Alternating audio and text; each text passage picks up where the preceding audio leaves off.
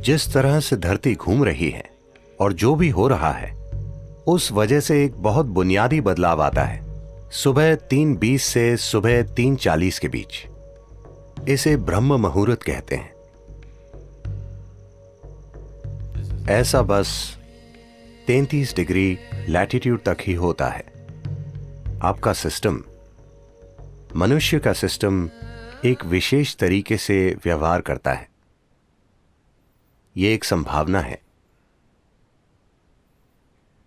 तो एक जागरूकता रही है इस संभावना का इस्तेमाल करने की। आपका जीवन उन कई चीजों का परिणाम है जिन्हें हम ब्रह्मांड कहते हैं या जिन्हें हम अस्तित्व कहते हैं। तो हम इस जबरदस्त घटना का परिणाम हैं जिसे हम सृष्टि कहते हैं। हम अपने आप में एक अलग जीवन नहीं हैं। तो जब आप तालमेल में होंगे तो कुछ चीजें होंगी। हमारे अमेरिका के टेनेसी में स्थित आश्रम में ऐसे झिंगूर पाए जाते हैं जो 17 सालों में सिर्फ एक बार जागते हैं। क्या आपने ऐसा कुछ देखा है? वो समझ जाते हैं कि 17 साल हो गए और वो जाग जाते हैं। फिर वो बच्चे पैदा करते हैं और सो जाते हैं। वो समझ जाते हैं कि 17 साल हो गए, वो भी बिना किसी अलार्म बेल के। तो ये कैसे होता है? मैं कह रहा हूं कि वो प्रकृति के साथ तालमेल में है। हमने प्रकृति के साथ तालमेल खो दिया है और हमें लगता है कि यही हमारी प्रकृति है।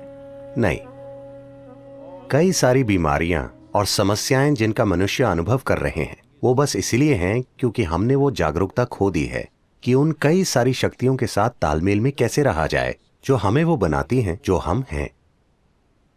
तो योग वो तालमेल लाने के लिए है ताकि आप जीवन के साथ लय में हो। अगर आप जीवन के साथ लय में होंगे तो आप भी सुबह 3 बजे के थोड़ा बाद जागेंगे। अगर आप जागरूक हैं तो अचानक आपके अंदर जीवंतता की एक किरण जागेगी, और अगर आप गहरी नींद में भी हों तो भी जाग जाएंगे। आपके साथ ये होना चाहिए। इसका मतलब है आप उसके साथ तालमेल में हैं, आप जीवन के तालमेल में हैं। तो मुझे क्या करना चाहिए? क्या मुझे ध्यान करना चाहिए या क्रिया?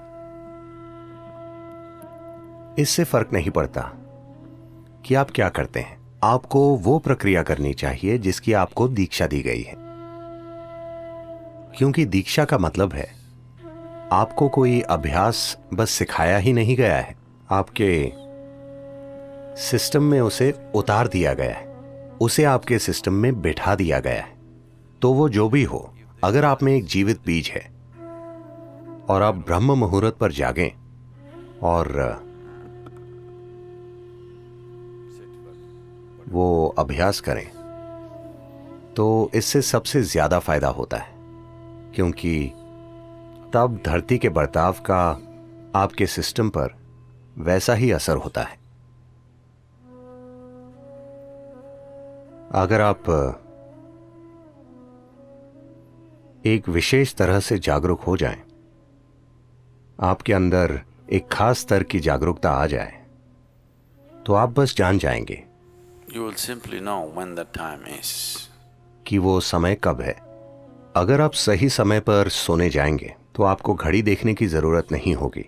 आप हमेशा जान जाएंगे कि 3:40 बजे हैं, क्योंकि फिर शरीर एक अलग तरह से बर्ताव करता है।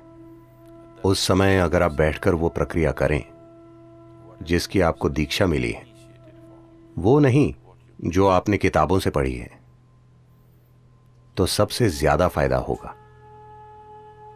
उस समय बीज को अंकुरित होने के लिए जरूरी मदद मिल जाएगी, या वो अन्य समय के मुकाबले ज्यादा तेजी से विकसित होगा।